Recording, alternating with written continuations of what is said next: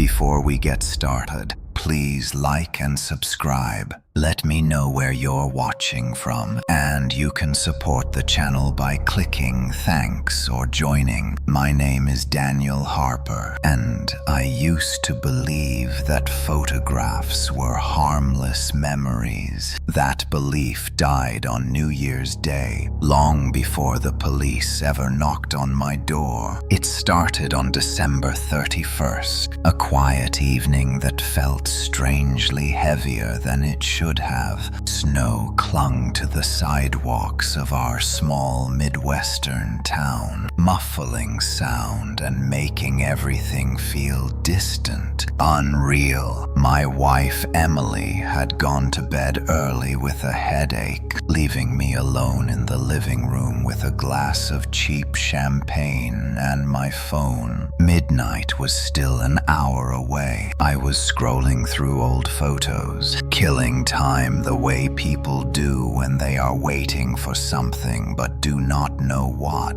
Photos of birthdays, vacations, holidays, normal things, safe things. Then I opened my camera roll and saw a photo I did not remember taking. The timestamp said it had been captured just seconds earlier. It was a photo of our living room. The angle was wrong. The lighting was off. It looked as if it had been taken from the far corner near the hallway, a place where no one was standing. In the photo, I sat on the couch, hunched forward, staring at my phone exactly the way I was doing at that moment. Behind me, near the doorway that led to the bedrooms, stood someone else. At first glance, I thought it was a trick of shadows. The house was dim, lit only by the television glow and the faint yellow light from the kitchen. But the shape behind me was too defined to be nothing. A tall figure, human-shaped, close enough that its shadow touched my shoulders. The worst part was the distance. It was standing far closer to me than anyone should have been without me noticing. I turned around so fast, the champagne glass tipped over, spilling onto the carpet. The hallway was empty. The door to the bedroom was closed. Everything was silent. My phone vibrated in my hand. Another photo appeared in my camera roll. This one was closer. The angle had shifted, now taken from just a few feet behind the couch. My back filled most of the frame. I could see the top of my own head, the thinning hair at my crown, the curve of my shoulders, and behind me, clearer now, stood the same figure. It had no visible face.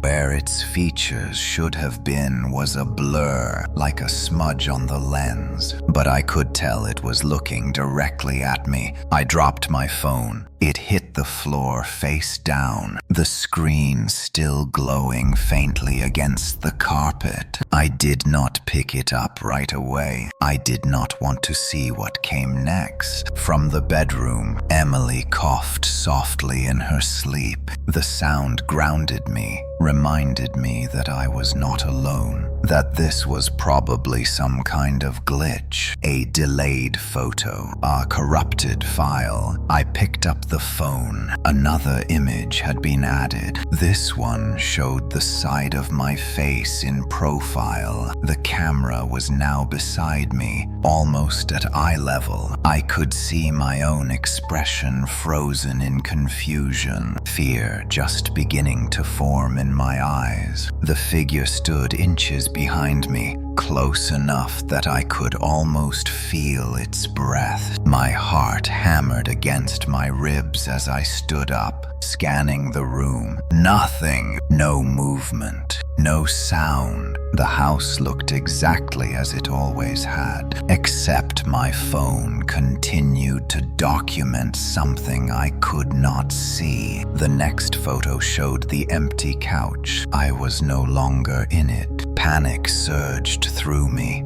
as I realized what that meant. The camera was now behind me, wherever I was standing. Whatever I was doing, the thing taking the photos was moving around me freely. The timestamp rolled over to 11:59 p.m., 1 minute until the new year. My phone buzzed again. The newest photo made my stomach drop. It was taken from inside the hallway, looking toward the living room. I stood frozen near the couch, my face pale, my body tense, and directly behind me, so close its chest pressed against my back, stood the figure. This time, its face was almost visible. Almost. Its mouth was open far too wide, stretching in a silent scream or a grin, I could not tell which. Its eyes were dark voids, deeper than shadow. I felt something cold brush against the back of my neck. I did not turn around. The clock on the wall clicked to midnight. Happy New Year. My phone captured one final photo. In it, the figure stood alone in the living room, facing the camera, wearing my face. I did not sleep that night. After midnight passed, and the final photo burned itself into my memory,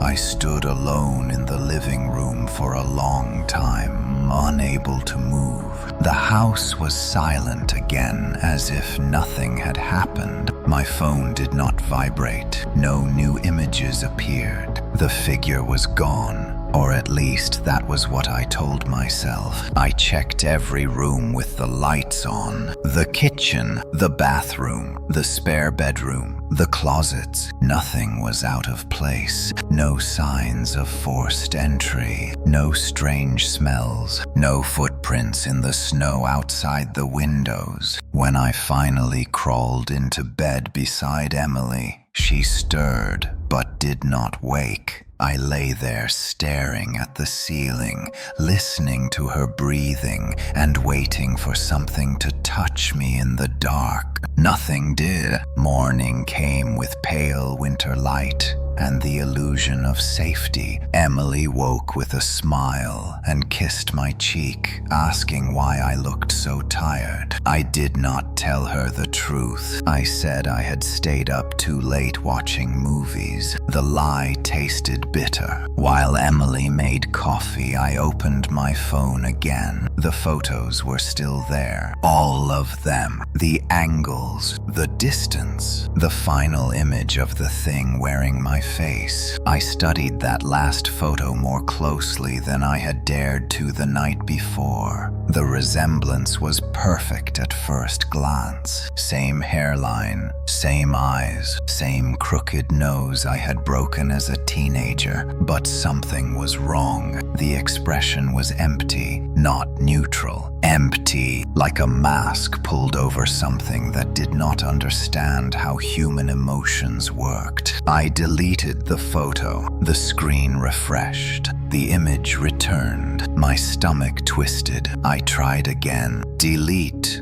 Confirm. Gone. Then back again. The timestamp had changed. Now it read, January 1st, 12:03 a.m. It was still taking photos. I turned the phone off completely and shoved it into a drawer. That should have been the end of it. It was not. By late afternoon, I noticed small things around the house that felt off. The couch cushions were shifted slightly, as if someone heavier than me had sat there. The hallway light flickered even though the bulb was new. The air felt colder near the bedroom door. Emily noticed my distraction and asked if something was wrong. I almost told her. The words sat heavy in my chest. But how do you explain that something invisible had stood inches behind you and was still watching through a phone camera? Instead, I said nothing. That night, I dreamed of standing in front of a mirror that showed a delay. Every time I moved, my reflection followed a second too late.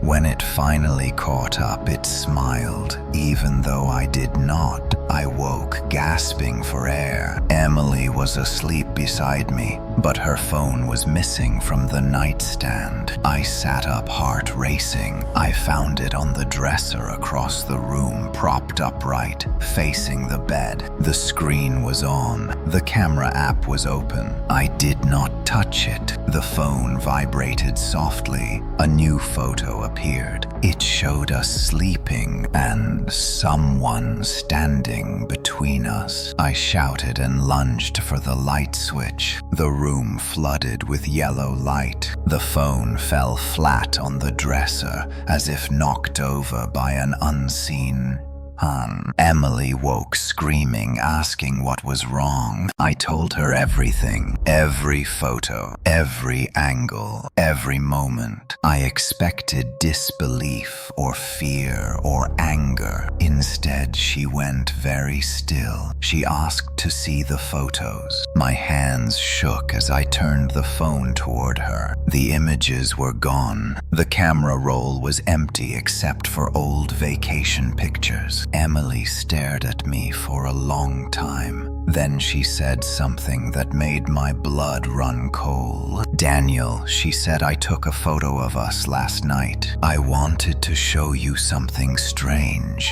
but I thought it was a joke." She handed me her phone. There was one photo. It showed me sleeping alone in the bed and someone standing too close on my side, wearing my face. After that night, nothing felt private anymore. Emily tried to act normal the next morning, but I could see the fear behind her eyes. She avoided mirrors. She kept her phone face down on the table. Neither of us mentioned the photo again, but it lived between us like a third presence. I took the day off work. I told my boss I was sick. It was not a lie. Something inside me felt deeply wrong, as if a piece of myself had been loosened and was slowly drifting away. I decided to find proof. If something was taking photos inside my house, then it had to leave traces, digital traces at least. I turned my phone back on for the first time since the previous night. The battery was nearly full, even though it should have been dead. That alone scared me. I opened the camera app and switched to settings. There was nothing unusual, no unfamiliar apps, no strange permissions. But when I checked the storage details, I saw a folder I did not recognize. It was labeled simply New Year. Inside were dozens of photos. All of them were taken inside my house. Some were from angles no human could reach without climbing the walls or ceiling. Others were taken inches from my face while I slept. I saw images of myself brushing my teeth, sitting at the kitchen table, standing in the shower with steam blurring the glass. And in every single photo, there was someone else, always close, always just behind me. Sometimes the face was blurred, sometimes it was turned away, but the shape was always the same.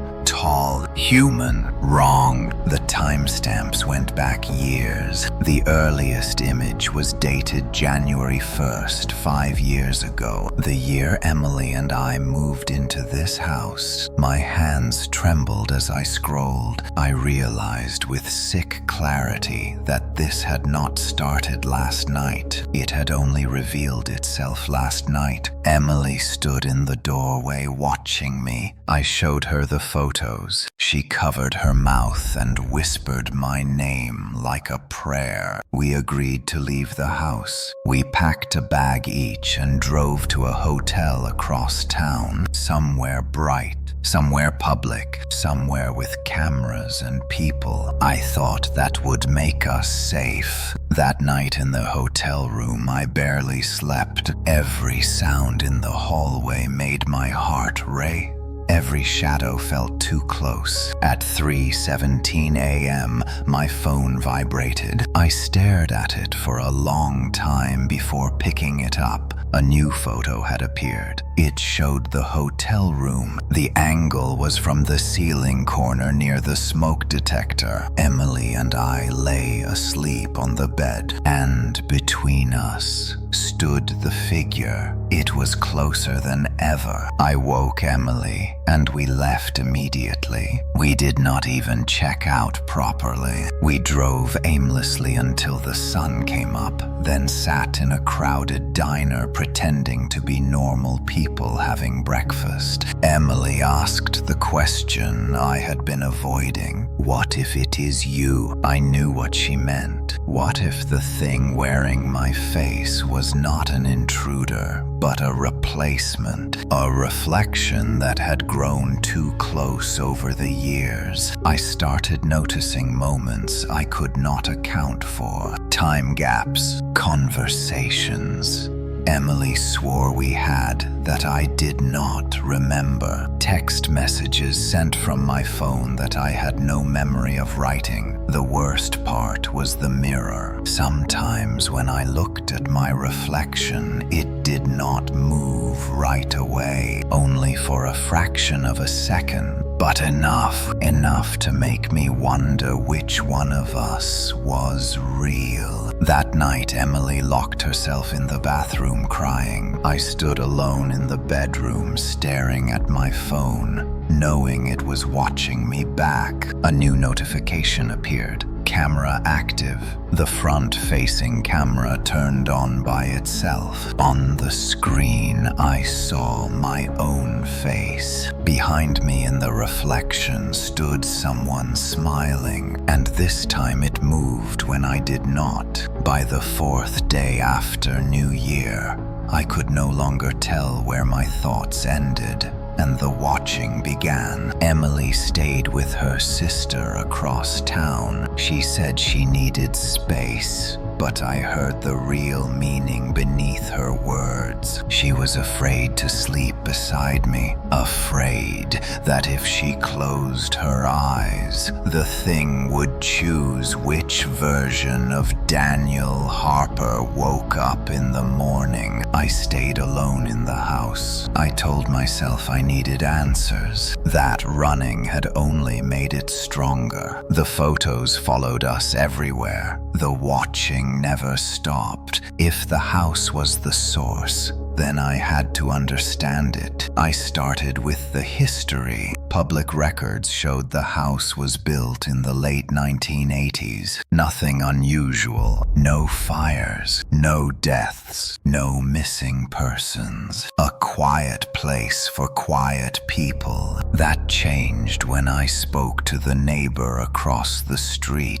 Mrs. Caldwell was old and sharp-eyed. She watched me from behind her screen door as if she had been expecting me. When I asked about the previous owners, her face tightened. She said they were a young couple, no children, moved out suddenly after New Year 5 years ago, the same year we moved in. She leaned closer and lowered her voice. She said the wife had come to her one night crying, said she kept finding pictures of herself in places she did not remember being, said her husband started acting different, watching her when he thought she was asleep. They left a week later. No goodbye. I felt cold despite the winter coat. Back in the house, I searched every room again with purpose this time. I checked vents, crawl spaces, the attic. I found nothing until I reached the hall closet. Behind the coats, there was a small access panel I had never noticed. The screws were worn as if removed many times. Inside was a narrow space, barely wide enough for a person to stand. And on the wall inside that space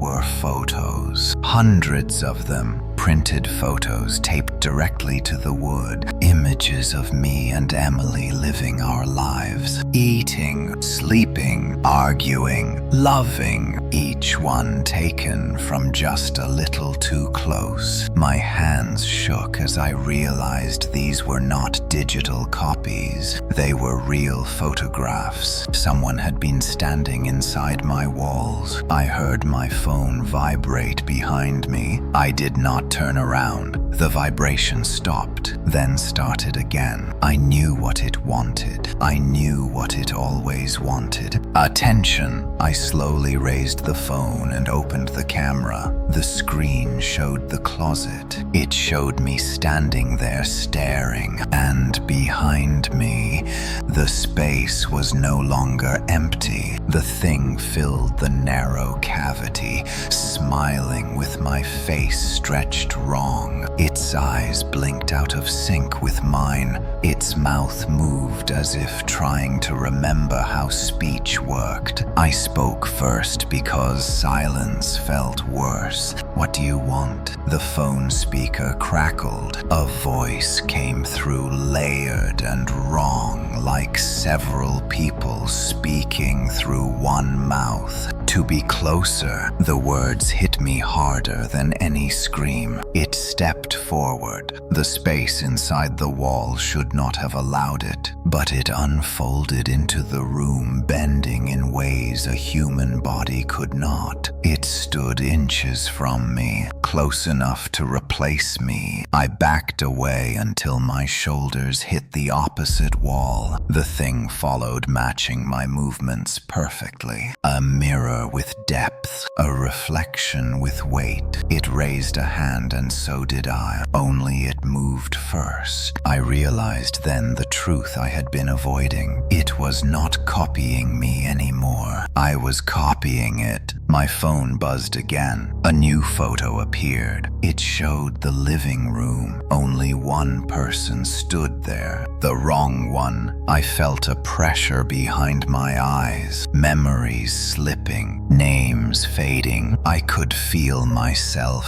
thinning like a photograph left too long in the sun. I screamed for Emily, though I knew she was not there. The thing leaned close and whispered through my own mouth, "Happy New Year, Daniel." Then the lights went out. In the darkness, my phone screen glowed. Recording. I woke up on the living room floor with my phone still glowing in my hand. For a long moment, I did not know where I was or who I was supposed to be. The house felt unfamiliar, as if I had stepped into a carefully built replica of my life. Everything looked right, but carried no warmth. The power was back on. Morning light filtered through the curtains. My phone screen showed no recording, no photos, no evidence of what had happened in the closet. I told myself it had been a breakdown. Stress, sleep deprivation, fear feeding on itself. That lie lasted less than an hour. When I stood up, my reflection in the dark television screen lagged behind me just enough to notice. I raised my hand. It followed a heartbeat too late. I left the house and drove to Emily's sister's place without calling first. I needed to see Emily, needed to know if she still recognized me. She opened the door cautiously. When she saw my face, her relief was immediate and painful to watch. She hugged me tightly as if confirming I was solid, but she did not invite me inside right away. She asked a question instead. "What did you do last night?" I told her everything. The wall, the photos, the thing speaking through my phone. I told her I thought it was trying to replace me. Emily listened silently. When I finished, she asked something worse. How do I know it didn't already? She took out her phone and showed me a video. It was from her sister's hallway camera, time-stamped at 3:42 a.m. The footage showed the front door opening. I walked in, but I was already supposed to be alone in my house. In the video, the other Daniel Harper stood perfectly still in the doorway for several seconds, as if adjusting to the space. Then it smiled, not the way I smile. It turned and looked directly at the camera before stepping back outside and closing the door gently. I felt something tear loose inside my chest. Emily backed away from me slowly. Tears streamed down her face, but she did not look away. "I need you to leave," she said. I did. I drove without direction until my phone buzzed again. A message appeared on the screen from my own number. It read, "You are making this difficult." Photos followed. Images of me driving, taken from the back seat. I did not stop the car. I did not scream. I had passed that point. I realized then that the thing did not want to kill me. It wanted to erase me, to live my life closer than I ever could. I pulled over near a public park filled with people, families, joggers, children playing. I sat on a bench shaking. My phone vibrated. A new photo appeared. It showed the park bench. Only one person was sitting there, not me. I stood up suddenly, gasping for breath, as if the world had shifted without asking permission. People glanced at me briefly, then looked away, uninterested. My phone screen showed a live camera feed. The view was from behind my eyes. I was watching myself from somewhere else. I felt my memories slipping again. Childhood moments dissolving. Names of friends blurring. The sound of my own voice fading. I focused on one thing, Emily. I opened the camera and pointed it at myself. The face on the screen smiled back. Too wide, too calm. I whispered my name over and over like an anchor. The phone buzzed violently. A final message appeared. "There is not enough space for both of us." I closed my eyes and stepped forward into the crowd, hoping to lose myself among real people. Behind me, I heard my own footsteps matching mine perfectly, always just a little too close. By the 6th day after New Year, I understood something terrifying. The thing was not chasing me. It was waiting for me to disappear on my own. I slept in short, broken stretches on friends' couches and cheap motels. Every time I closed my eyes, I felt someone settle into my thoughts, rearranging memories like furniture in a room that no longer belonged to me. I began writing things down obsessively. Names, dates, details of my childhood, the sound of my father's laugh, the smell of my mother's cooking. I filled notebooks afraid that if I stopped, the memories would drain away completely. Each morning, some of the pages were wrong. Handwriting that looked like mine, but leaned slightly differently, filled the margins. Sentences finished themselves without my memory of writing them. "You are forgetting the important parts." That sentence appeared again and again. I stopped using my phone. It did not matter. Screens followed me everywhere. Store security monitors, ATM cameras, reflections in dark windows. In every surface, I caught glimpses of myself standing just behind where I should have been, smiling. Emily stopped answering my calls. I could not blame her. If I were her,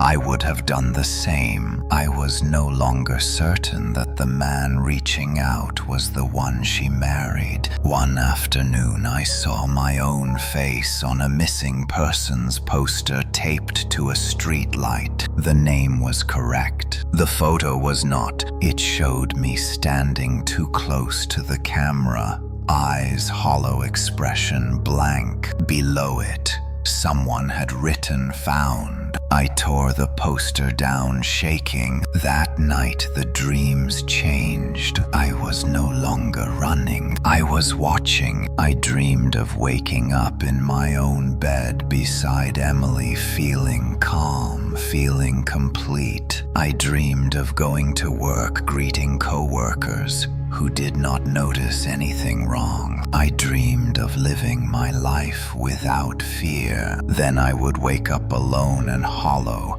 knowing that somewhere else the dream was real. I realized the truth too late. The thing did not come from the house. The house was only where it learned my shape. It came from the moment the photo was taken, from the instant I looked back at myself through a screen and allowed the distance between observer and observed to collapse. It existed in the space between attention and identity, and I had fed it every time I looked. I made a decision. If it needed me to disappear, then I would refuse. I stopped checking reflections. I avoided cameras. I covered mirrors. I closed my eyes in elevators and bathrooms and stores. I became smaller, quieter, harder to capture. For a while it worked. The messages stopped.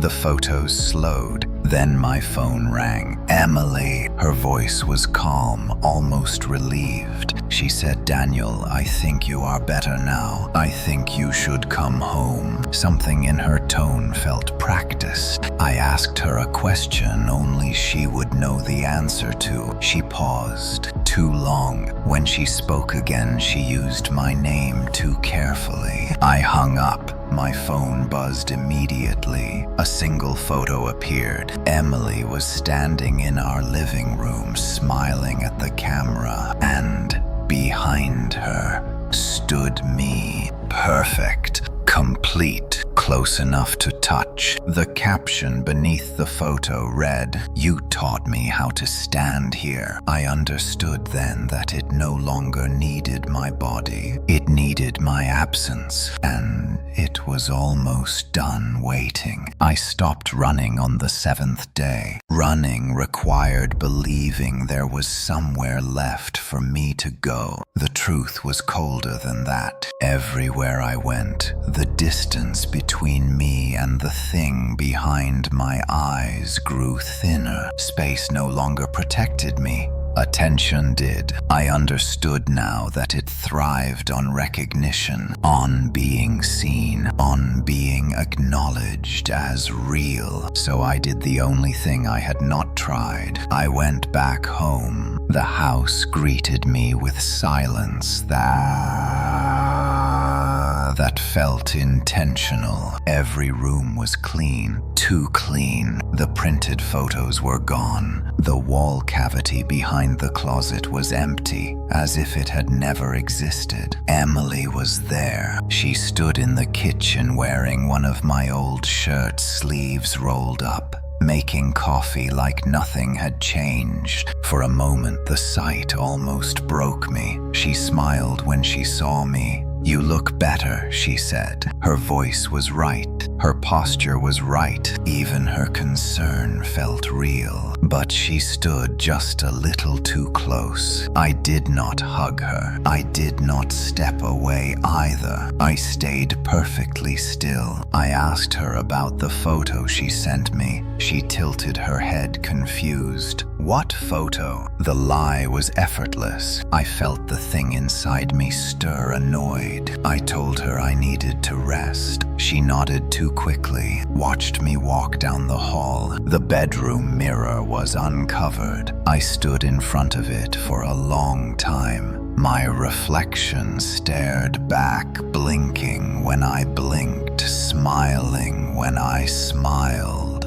Perfect. Then it raised its hand before I did. I closed my eyes and spoke out loud. "I see you." The air grew heavy. My ears rang. I opened my eyes. The reflection was still there, but now it was closer to the glass than I was. Its breath fogged the surface. I took a step back. It did not. I understood then that confrontation was a mistake. Naming it fed it. Facing it anchored it. I needed to become invisible to myself. I smashed the mirror. Glass exploded across the floor. Somewhere in the house, Emily screamed. I did not stop. I destroyed every reflective surface. Bathroom mirror, microwave door, television screen, picture frames, anything that could show me myself. With each crash, the pressure in my head lessened. The house grew quieter. My phone buzzed once, then went dark. I collapsed onto the bed, exhausted, shaking. Hours passed. When I woke, it was night. Emily was sitting on the edge of the bed watching me. She did not speak. I looked at her face, searching for cracks. She reached out and touched my hand. Her skin was warm, real. But when I looked down, I saw that her fingers did not cast shadows. I pulled my hand away. She frowned, confused,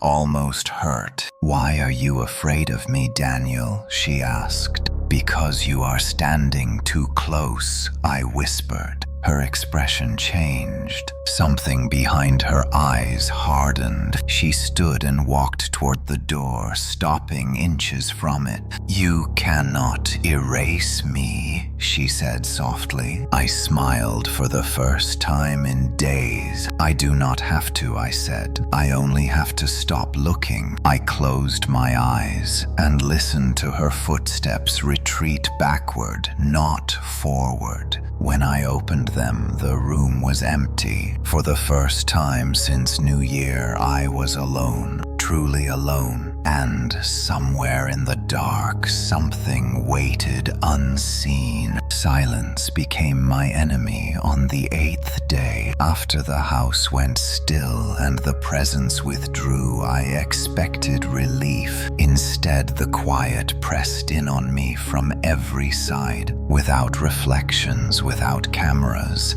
without screens, the world felt thin, unfinished. Like a stage after the audience has gone home. I stayed inside with the lights on. Emily did not return. I told myself that was for the best. If she stayed away, then it could not use her to reach me. If I was alone, then whatever remained would have nothing left to imitate. That hope did not last. I started to notice gaps, not missing memories, but missing moments. I would sit on the couch and then suddenly find myself standing in the kitchen with no sense of how I got there. Hours passed without weight or texture. Time slipped without leaving marks. I began to fear that in avoiding observation, I was also erasing myself. That night, I heard footsteps upstairs, slow measured pacing above the bedroom. The house only had one floor. I stood frozen, listening as the steps crossed back and forth, directly over my head. The sound was careful, as if whoever walked there was learning the layout of my movements from memory. I whispered, "Stop," without knowing who I was speaking to. The footsteps stopped. Then came the voice. It sounded like mine when I am tired. "Daniel," it said softly. I did not answer. "You are doing very well," it continued, almost finished. I ran from the house into the cold night air without shoes, without a coat. Snow cut into my feet, but the pain felt grounding real. I needed people. I drove to a 24-hour grocery store where cameras watched everything and nothing. Bright lights, movement, noise. I blended into the aisles, forcing myself not to look at the security monitors above me. That was when a stranger spoke my name. I turned. A man stood inches from my face, smiling politely. too politely. "Do I know you?" I asked. He nodded. "You used to," he said. I stepped back, heart pounding. As I moved away, I saw others watching me. Shoppers whose eyes lingered too long, whose smiles came a second late. They were not copies, they were spaces, empty places waiting to be filled. I fled the store, knocking over a display as I ran. Outside, my phone vibrated in my pocket, though I had turned it off days ago. One message appeared: "Everywhere you go leaves room for me." I drove until sunrise and parked near the river at the edge of town. Water moved constantly, never reflecting the same shape twice. I sat watching the current, forcing my mind to stay present. For a while it worked. Then I saw my reflection in the water. It was faint, distorted, broken by ripples, but it was smiling. I threw a stone into the river, shattering the image. Behind me, someone laughed softly. Not close, not yet, but near enough to remind me that distance was only temporary. I realized then that the thing was learning a new trick. If it could not stand behind me in mirrors or screens, it would stand behind me in people, in crowds, in the empty spaces where attention slips, and I would never know how close was too close until it was already there. By the 9th day, I stopped trusting crowds. I had believed being surrounded by people would protect me, that the thing needed isolation to grow close enough to replace me. I was wrong. The more people around me, the harder it became to tell where I ended, and the rest of the world began. Faces blurred together, voices overlapped, eye contact lingered too long. Everywhere I went, I felt watched, not by one presence, but by many fragments of the same attention, stitched loosely into human shapes. I avoided my name. When someone called Daniel in public, my chest tightened even if they were not speaking to me. The sound of it felt dangerous, like an invitation. I spent most of the day walking downtown, letting my feet decide where to go. I did not look at storefront windows. I did not check my phone.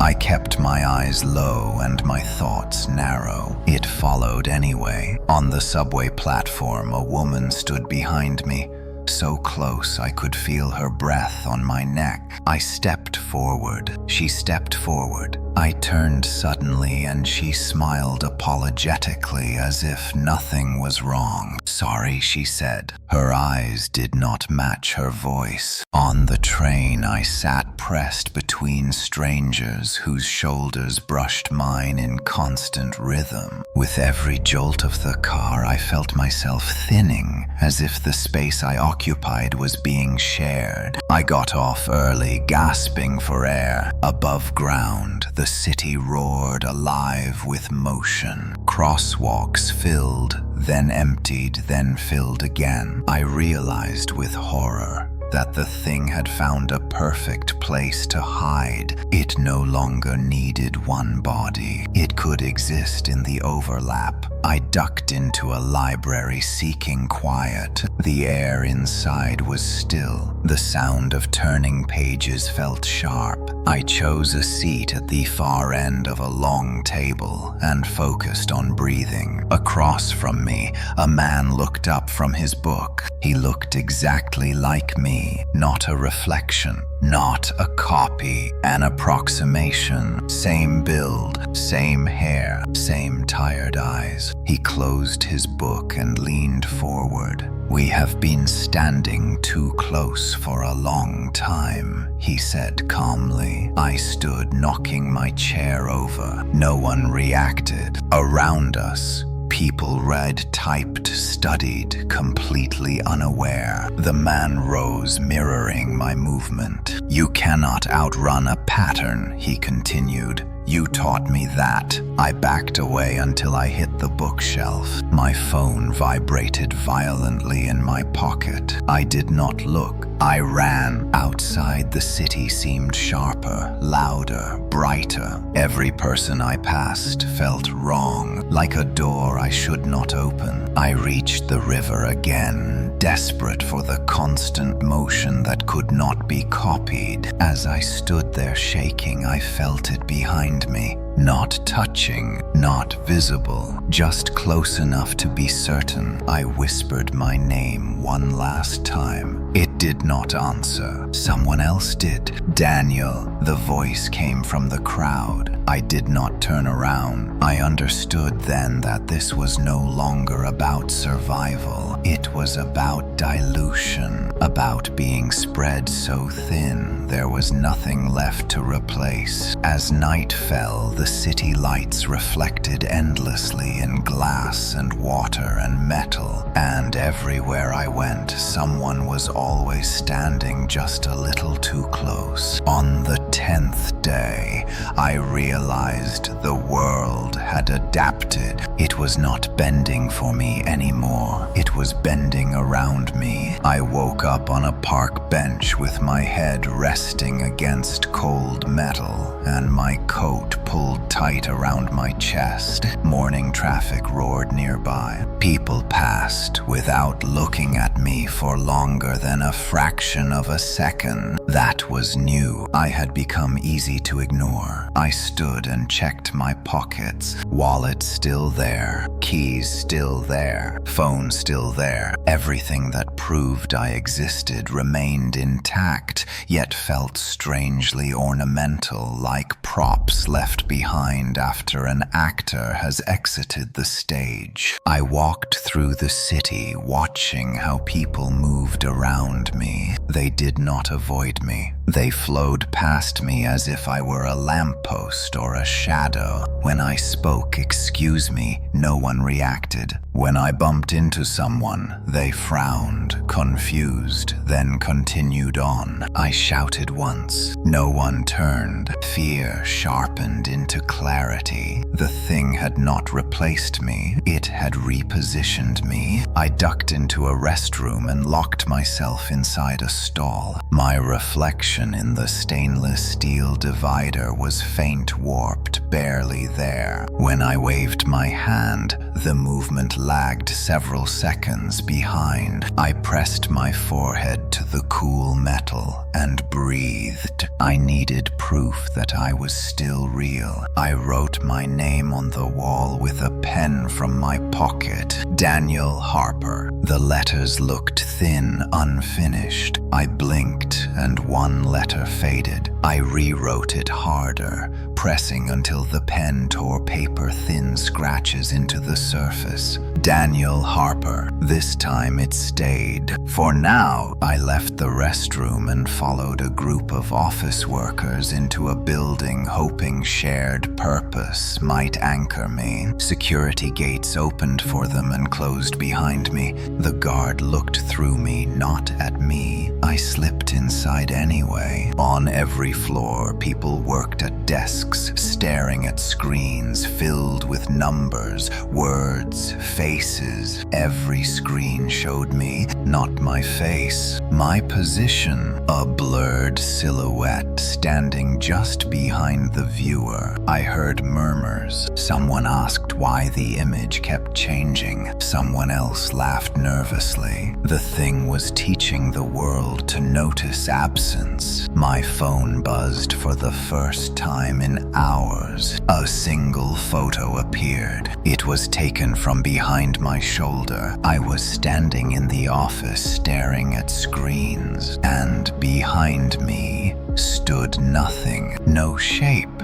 No figure, just space. The caption read, "This is how it begins." I fled the building, heart pounding, though no one tried to stop me. Outside, the sky had dimmed unnaturally, as if the light itself had thinned. I understood then that the thing was no longer interested in me alone. It was practicing, learning how to exist without needing a single host, learning how to stand close to everyone. I made one last attempt to anchor myself. I called Emily and left a voicemail. I spoke slowly, repeating memories only she and I shared. Our lost apartment, the burned toast, the night the power went out and we laughed in the dark. I did not know if she would hear it. As I finished the message, my voice sounded distant even to me. I looked down at my hands. They were still there, but the edges were soft. I sat on the curb watching people pass through me without noticing. A child paused and looked directly at me. For a moment, hope surged.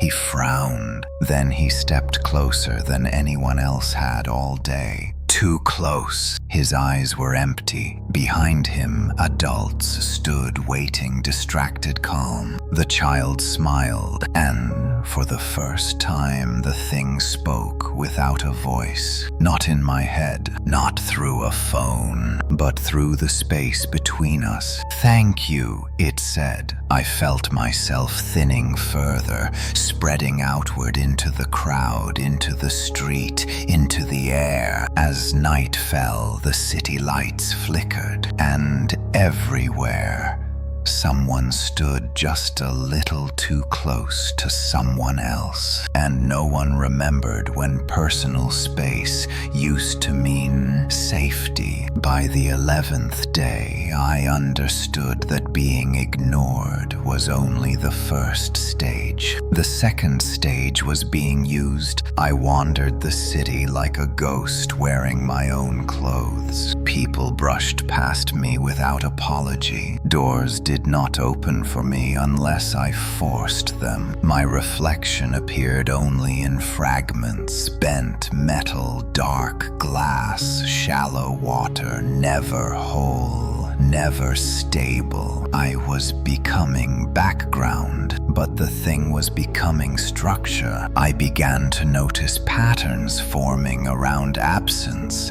People stopped leaving space between themselves in lines. Conversations happened inches apart, breath mixing words overlapping. No one reacted to it. No one questioned why personal distance felt unnecessary now. Except me. I followed the changes like a sickness spreading. In a coffee shop, strangers leaned so close their shoulders pressed together while ordering. In elevators, people packed tightly without discomfort. On sidewalks, bodies drifted into one another like schools of fish, adjusting to a new current. The thing was teaching proximity. It was rewriting instinct. I felt it moving through the crowd, not as a figure, but as a suggestion, a pressure guiding people closer than comfort once allowed. I tried to speak to someone about it. A man sat alone on a bench, staring at his phone. I sat beside him, careful to keep distance. "Do you feel like people stand too close lately?" I asked.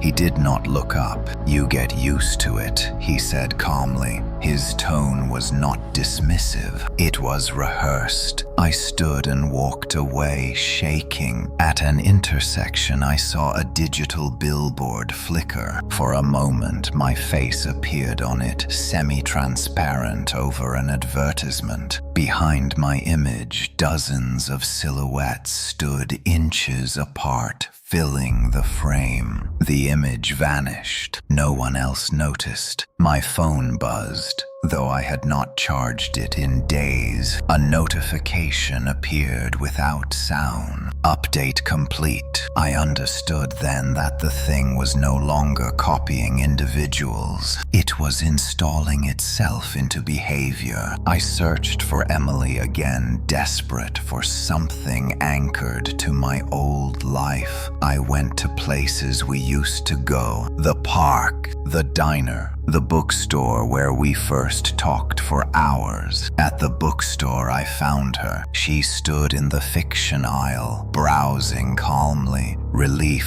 flooded me. I stepped toward her, then stopped. She was not alone. People stood around her far too close, pretending to browse. Their eyes unfocused, their bodies angled inward like a ritual. Emily looked up and smiled when she saw me, but the smile did not reach her eyes. She took a step toward me. So did everyone else. The space between us collapsed. I felt the pressure of bodies closing in a living wall of warmth and breath and heartbeat. I screamed her name. The crowd leaned closer, not touching, waiting. I forced my way backward, breaking free, and ran. Behind me, the mass moved as one organism, adjusting without panic. That was when I realized the final truth. The thing did not need to replace me anymore. It had already replaced distance, and once distance was gone,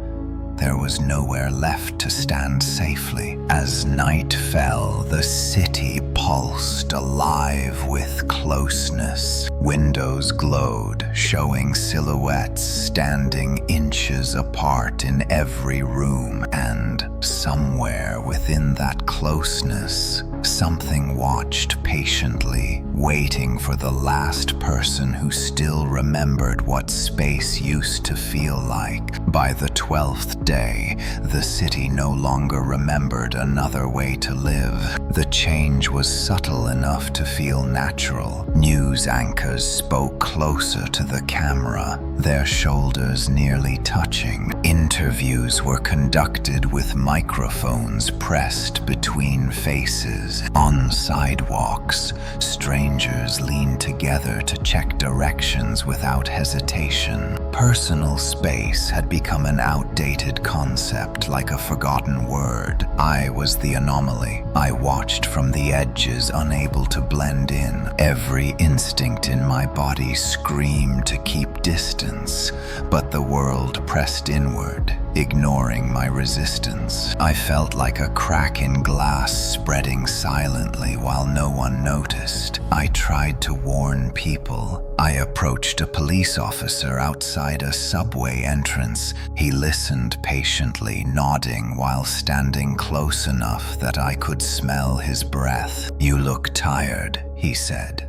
"You should get some rest." He stepped closer. I stepped back. His smile tightened. That was when I understood. Authority had been absorbed too. There would be no help from systems built on proximity, trust, and calm faces. I retreated into abandoned places, parking garages, closed storefronts, empty stairwells, spaces where echoes still existed. Even there, I was not alone. In the concrete levels of a parking structure, I heard footsteps matching mine, exactly one beat behind. I stopped. They stopped. I turned. Nothing was there, but the air felt occupied. My phone vibrated once. A photo appeared. It showed the garage from behind me and someone standing where my shadow should have been. I deleted it without looking again. The city announced a New Year public gathering that evening, a celebration of togetherness, music,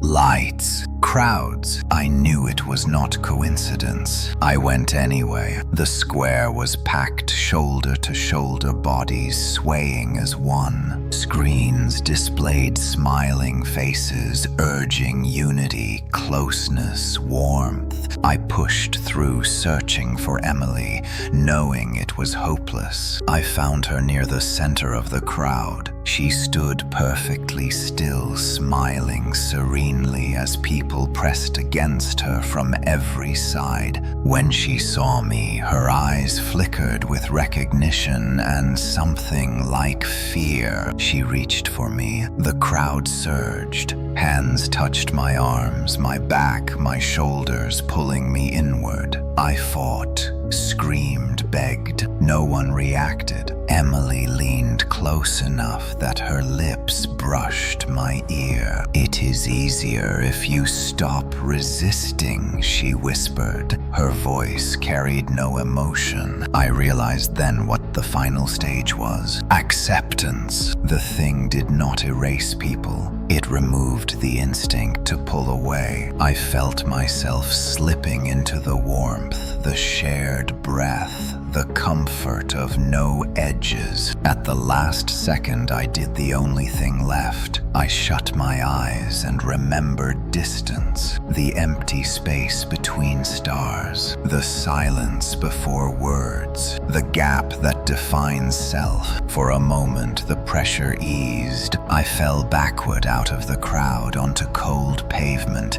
gasping. People stepped around me, annoyed. Emily was gone. Above me, fireworks exploded, lighting the sky. Faces tilted upward, standing close, laughing. And as midnight approached again, I knew this was not an ending. It was a rehearsal. The world had learned how to stand too close.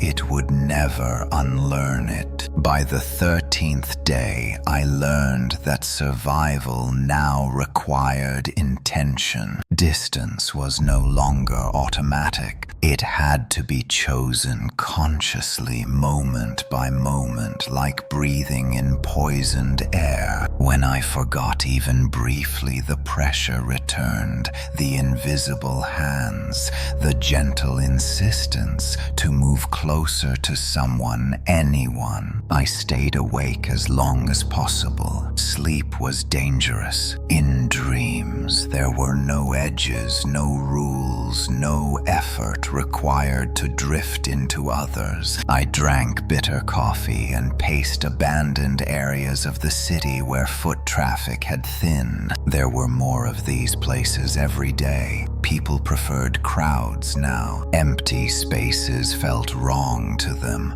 Unsettling, like silence after noise. Stores closed early, not from lack of customers, but because no one wanted to shop alone. I began marking safe zones, wide intersections at night, rooftops, open fields beyond the city where the wind never stopped moving. Places where closeness was difficult to maintain. I wrote reminders on my arms with a marker. Keep space. Remember edges. Do not lean in. Sometimes I caught myself forgetting why. That frightened me more than anything else. I returned to the river again and again. The moving water still resisted being fixed into one shape. It reminded me of how things used to be. One afternoon, I noticed others there, not close, standing far apart along the bank, watching the water. They glanced at me cautiously, measuring distance like a shared language. One of them, "Oh, you feel it too," he said. I nodded. There were 6 of us, men and women of different ages, strangers, bound by the same awareness. We spoke softly, leaving space between words and bodies. They called themselves holdouts, people who remembered. They had rules: never touch, never crowd, never whisper into ears, never share breath. It sounded ridiculous until I realized how rare it had become. We shared what we knew, how crowds pulled, how screens encouraged closeness, how mirrors still weakened resolve.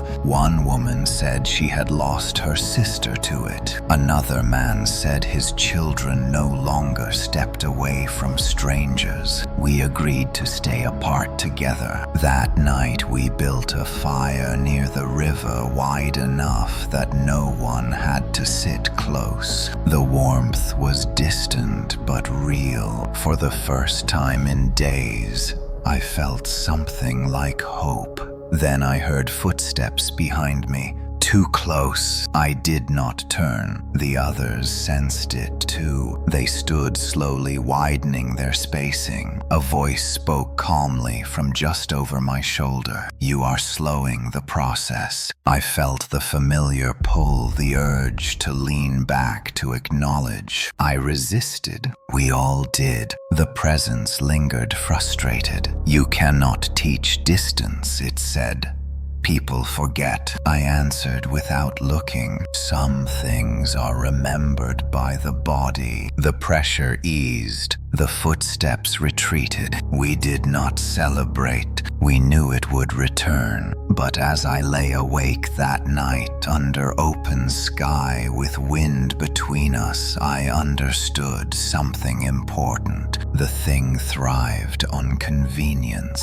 Distance required effort, and effort was becoming an act of rebellion. As dawn came, I looked at the others standing apart, silhouetted against the light. For now we still remembered how to stand alone, and as long as even a few of us did, the world was not completely lost. By the 14th day, the resistance had a cost. The holdouts learned quickly that distance attracted attention. The thing did not tolerate gaps in its design. Wherever space was maintained deliberately, pressure increased elsewhere, as if reality itself attempted to correct an error. We moved constantly, never staying in one place long enough to be surrounded. Wide roads, open rooftops, empty industrial zones where wind and distance still existed naturally. Sleep was taken in shifts. Someone always watched the edges. I became a recorder of rules because memory was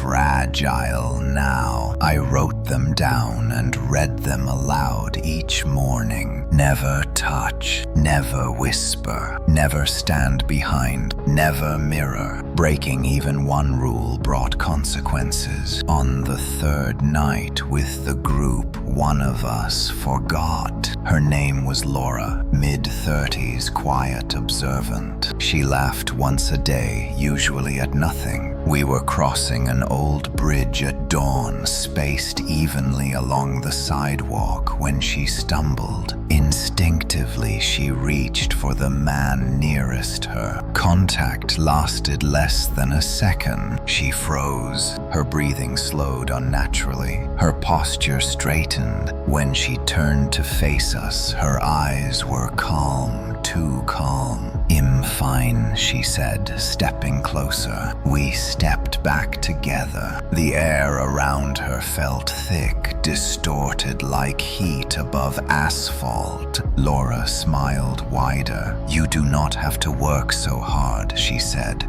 "You can rest." She took another step. We ran. We did not look back. By the time we reached the far end of the bridge, Laura was gone. In her place, people walked closer than normal. laughing unaware. The thing learned faster when we made mistakes. That night it pushed back harder. The city changed. Streets narrowed. Construction barriers appeared overnight, forcing pedestrians together. Public announcements encouraged unity, closeness, shared warmth. Screens displayed slogans. Closer is safer. Together is better. I realized then that resistance was forcing it to evolve. Distance was no longer just discouraged. It was being designed out of the world. The holdouts argued. Some believed we should scatter. Others wanted to retreat into the wilderness where space was unavoidable. I knew neither would last. The thing was not bound to cities or structures. It followed attention. I made a choice. I told them about the photo, the first one, the moment it began, about how attention collapsed distance, about how it needed to be acknowledged to exist. We cannot fight it by running, I said. We fight it by refusing to observe. Blindness as strategy. We covered our eyes with cloth. We communicated through touchless signals.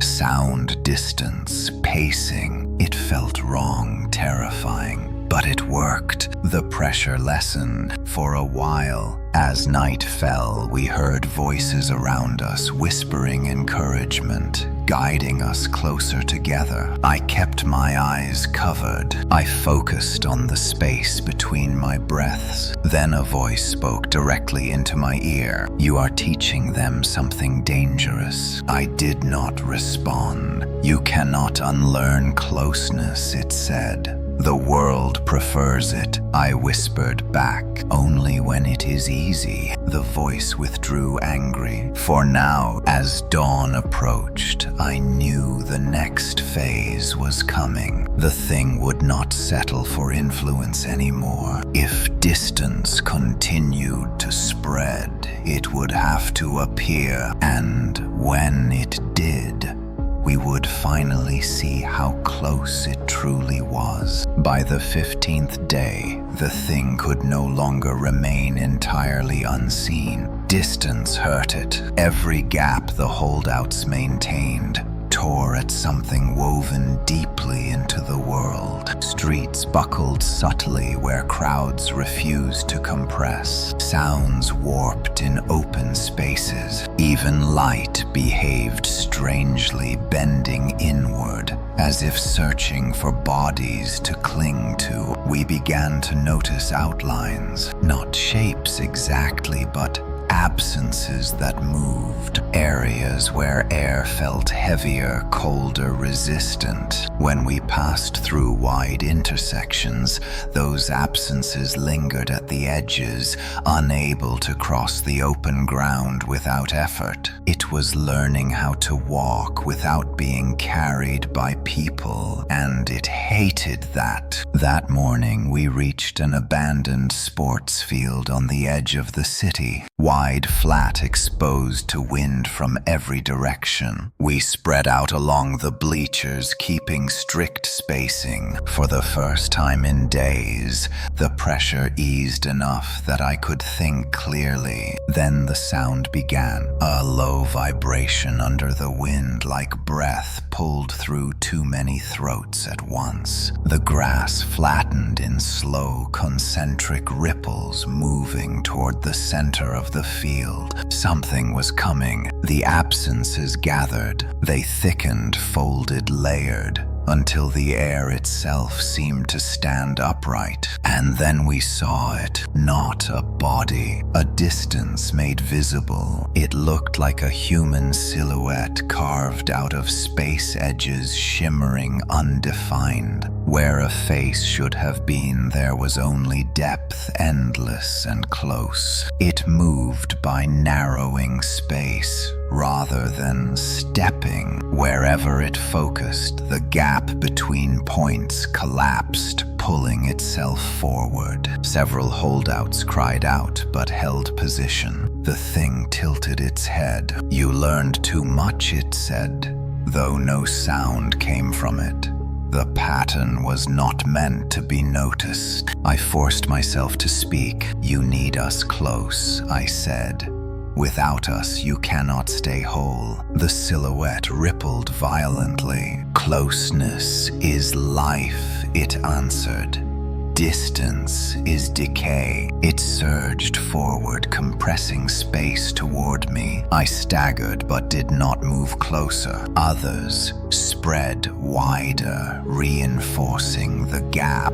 The field screamed. Metal bleachers shrieked as bolts twisted. Wind howled inward, fighting itself. The thing faltered. For the first time, it looked uncertain. I understood then that it had never been alone before. It had always existed inside crowds, inside habits, inside unconscious movements. Distance starved it, but starvation made it desperate. It split. The silhouette fractured into multiple thinner forms, each trying to close smaller gaps between us. Pressure returned from every angle. One by one, holdouts were forced back, inches at a time. I felt my balance slip. Then someone shouted, "Run wider, not closer." We obeyed. We fled outward, scattering across the open field, expanding distance instead of collapsing it. The fragments shrieked soundlessly, unable to bridge the widening space. As we reached the far edges, the shapes thinned until they tore apart, dissipating like mist burned by sunlight. Silence fell. We did not cheer. We knew this was not victory, only proof. The thing could be hurt. As we regrouped miles apart later that day, I realized the truth. It would adapt again. It always did, but now we understood its shape. Not flesh, not shadow, but the instinct to erase space. And as long as humans remembered how to step back, how to stand alone, how to leave room for silence, it could never fully stand too close again. By the 16th day, survival demanded sacrifice. Hurting the thing had changed it. Where distance once weakened it, now distance provoked it.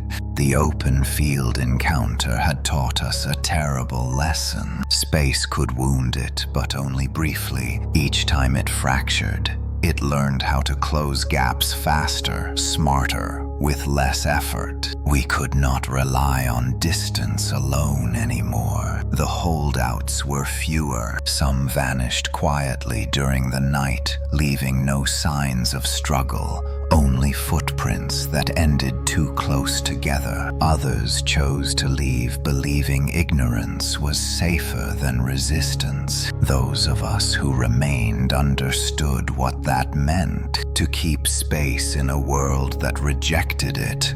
Someone had to hold the line. I volunteered, not because I was brave, but because I was already fading. The thing had touched me first, shaped itself around my life, learned my outline better than anyone else. If it needed an anchor, a focal point, then I would become the wrong one. We chose a place far from the city where the land opened into miles of frozen fields. No buildings, no screens, no crowds, only wind and sky. The others spaced themselves at the perimeter watching. I walked to the center alone. The air thickened immediately. Pressure wrapped around me like invisible hands trying to pull my shoulders forward to close the gap between me and the world. I stood still. I focused on edges, on where my body ended and the cold began. It came, not as fragments this time, as one. The silhouette formed slowly,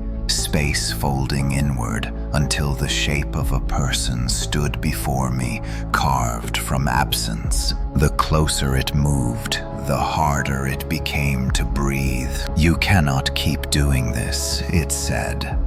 "The world wants closeness," I answered calmly. "The world forgets what it costs." The pressure increased. My vision darkened at the edges. I felt memories peeling away, replaced by a warmth that promised relief if I would only step forward. I did not. I stepped back. The wind screamed. Snow lifted, spiraling upward as if repelled. The silhouette convulsed. "You are tearing yourself apart," it warned. I smiled faintly. "That is the point." I began to walk backwards slowly, deliberately widening the space between us, inch by inch. Every step felt like dragging myself through glue. Behind me, the holdouts moved too, expanding the circle, reinforcing the distance. The thing shrank, not physically, but conceptually. Its edges blurred, losing definition. In desperation, it lunged, collapsing space violently. For a moment, it was everywhere around me. Inside me, I felt myself thinning, dissolving, stretching across the gap. I screamed, not in pain, but in refusal. I let go. I released the last urge to be close to anyone, anything. The warmth vanished. The pressure snapped. I fell to my knees, gasping. The silhouette shattered into nothingness, scattering across the field like torn shadows erased by wind. Silence returned. The holdouts approached carefully, stopping meters away. They did not touch me. They did not need to. They knew what it had cost. I could still stand, still speak, but something essential was gone. The part of me that reached for others without thinking. As we walked away, spaced wide under the open sky, I understood the final truth. Saving distance meant losing comfort. And if the world was to survive what stood too close,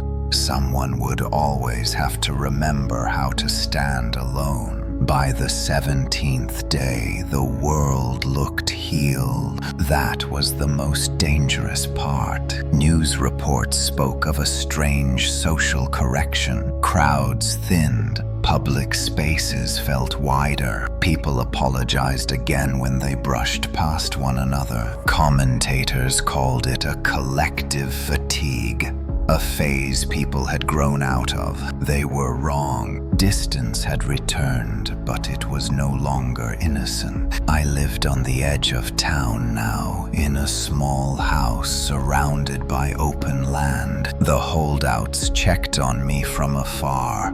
Never close, always visible, always spaced. We did not hug. We did not shake hands. We did not linger. I could still feel the absence inside me where something human used to live. A reflex had been burned out. The instinct to lean in, to share warmth, to lower my voice, to whisper secrets. Comfort had become effort. At night, I dreamed of crowds standing politely apart, smiling like mannequins. In the dreams, the space between them pulsed slowly, like a breathing thing, waiting. I knew it was not gone. It had retreated. The thing had learned a new lesson from pain, not to push too hard, not to collapse space all at once. It would wait for habits to soften again. It always waited. I became a watcher. I traveled occasionally, always choosing empty routes, open places. I listened more than I spoke.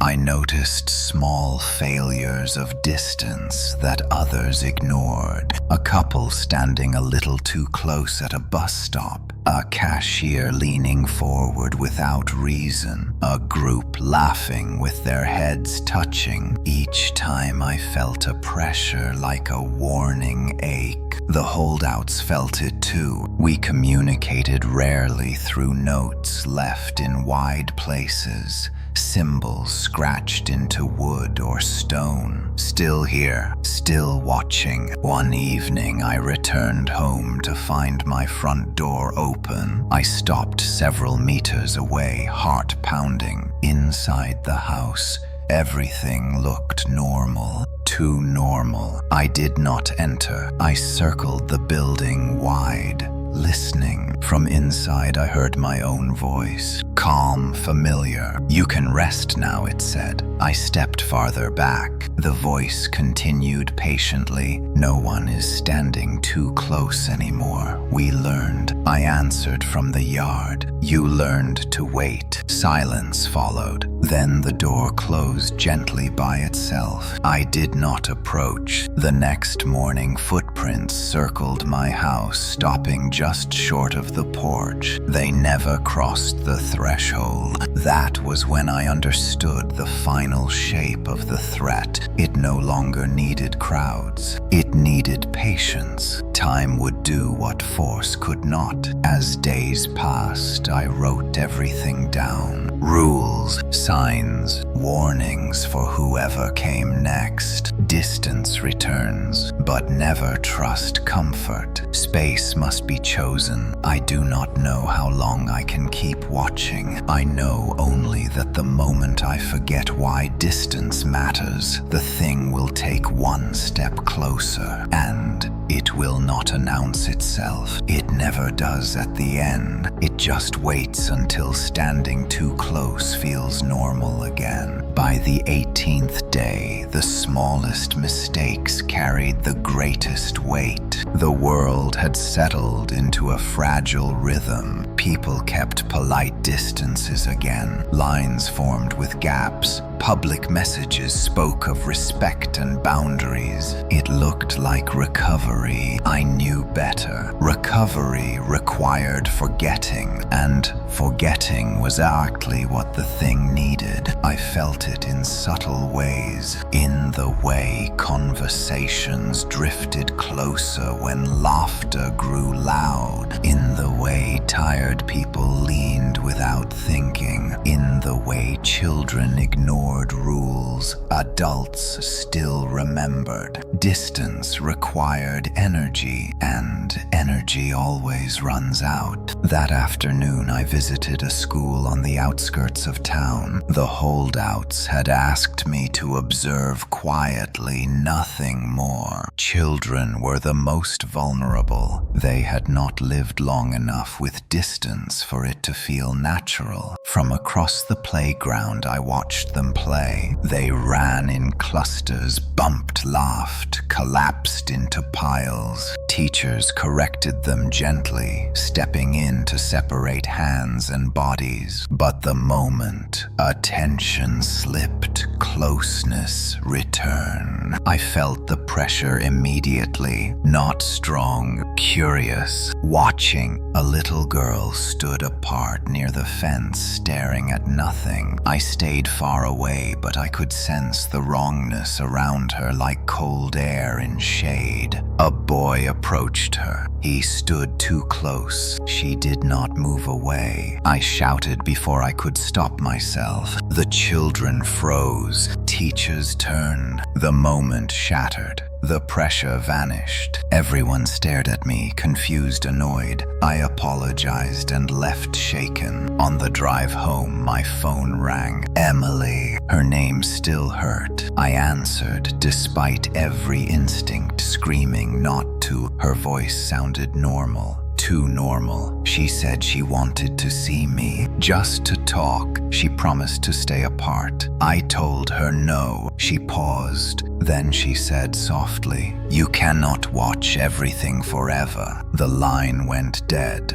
That night, exhaustion caught me. I fell asleep at my desk, surrounded by notes and warnings. I dreamed of standing in a long hallway lined with doors. Behind each door, people stood close together, whispering content. At the far end, Emily waited alone, holding the first photo, the one that started it all. I stepped toward her. I woke just before touching. My chair had moved, only inches, but closer to the bed. My heart raced. I checked the floor. Fresh footprints circled the room, stopping just short of my chair. The thing was testing me, not with force, with fatigue, with longing, with the hope that I would choose comfort over vigilance. I wrote a new rule in large letters: never trust reunion. I taped it to the wall. Outside, the night was quiet.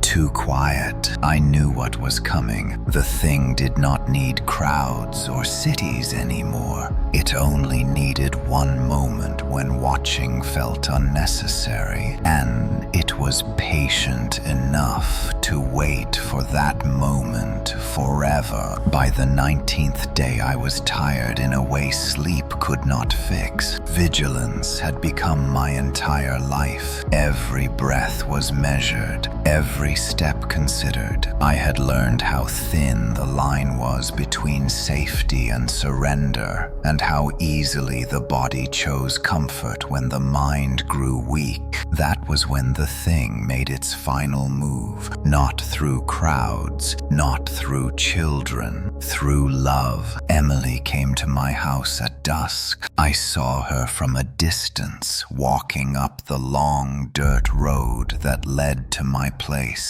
She stopped far away, exactly where she should. She waited without waving, without calling my name. That alone almost broke me. I stepped outside but kept space between us. The wind moved through the open land, carrying the smell of winter grass. She spoke softly. "I know why you keep away," she said. "I know what it does." I did not answer. She took one step closer, then stopped deliberately. "I am not asking you to forget," she continued.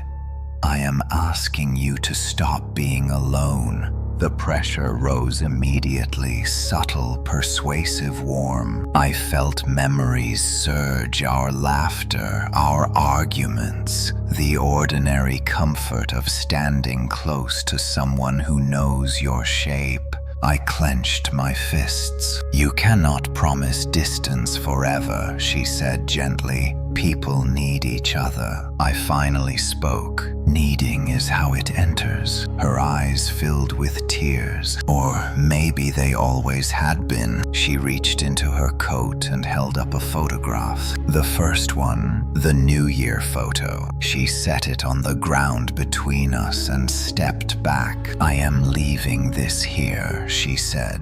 "Then I am going to walk away. If you want me, you can come closer. If you don't, you will never see me again." She turned and began walking back down the road, not looking back. The pressure exploded. The thing screamed without sound, filling the space between us with longing, panic, urgency. Every instinct I had ever known pulled me forward. I took one step. The ground seemed to tilt. The air thickened. I saw it then, everywhere in the space ahead of me, threads collapsing, drawing me inward. I stopped. My body shook violently. I remembered the rules, the cost, the faces of those lost. I remembered distance. I stepped back. The pressure snapped like a broken cable. The photograph on the ground curled and blackened as if burned by cold. The space between me and Emily stretched wide.